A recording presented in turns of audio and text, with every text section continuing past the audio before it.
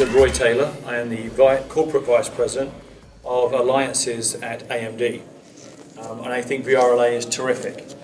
We've been supporting Cosmo, Adam, John and Johnny and the team here for, I guess, about nearly 2 years. Started out when they were very, very small, just 100 people. And we're delighted to see this event become what we think is the largest independent VR event in the world. If you look at the minimum specification that Oculus has gone public with, it calls for a Radeon R9 290X or better. HTC hasn't yet published their final specifications, but we expect them to be similar. That minimum specification is going to be quite high for a lot of people. That said, we think the experiences are going to be fantastic. And so I think it's going to be worthwhile to make the investment to buy that kind of hardware because you're going to be able to do new exciting things that otherwise you couldn't. So I think it's going to be good for everybody, albeit it might be a little expensive to start with.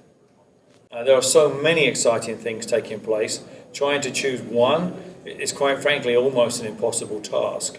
But if I'm going to try, let me think, if I try to answer the question, I would say that our ability to experience new things in a way that we couldn't before is probably the most exciting. For example, you'll be able to look inside of things, above things, around things, when a normal person just wouldn't be able to. Recently, there was a very good experience for climbing Mount Everest. Well, I'm not going to climb Mount Everest. I'm sure most of you are not going to. But through VR, you can. You can also fly like a bird. I recently also was in an experience where I could fly over San Francisco and sweep down between the buildings. That was really, really cool. So one particular thing? No. Oh, one. I just tried Paranormal Activity VR experience. It was terrifying and a lot of fun. So if you really push me, I'd say that one's the best one. Our approach is, first of all, to make sure that we support content creators. Those of you who have an idea to produce something in VR, whether you're a young budding movie director or you're a young programmer, whoever you are, we believe that you are going to be the people that make VR come true.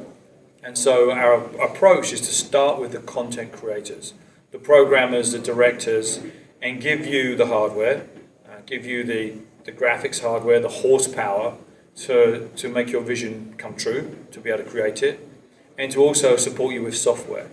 So start with the content creators, give you the hardware and then the software. Next week, www.gpuopen.com goes live, and we'll have Liquid VR available there, along with a host of other software, including source code, so that everybody will be able to get access to the hardware.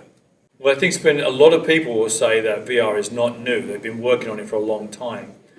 There's been VR for as long as there's been 3D.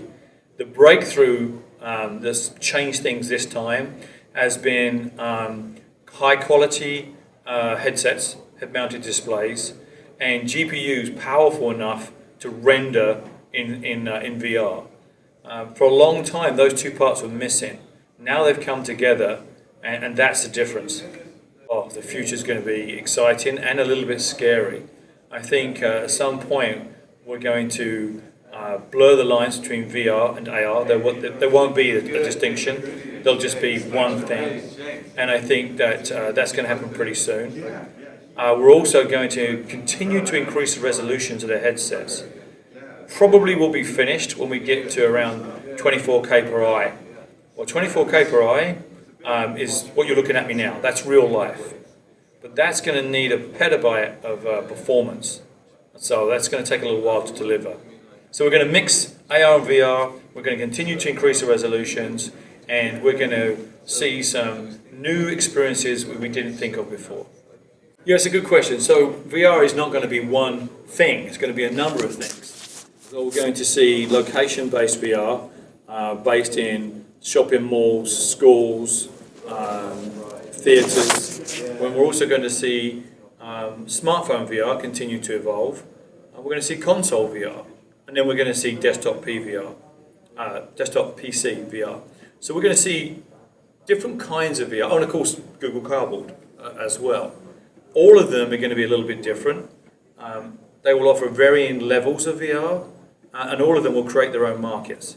So we will see literally millions and millions of units of each of those different kinds. Yeah, so we were very proud, AMD was very proud to support the first class for teaching VR at BAU in Beşiktaş. That's the first university in the world to be teaching VR.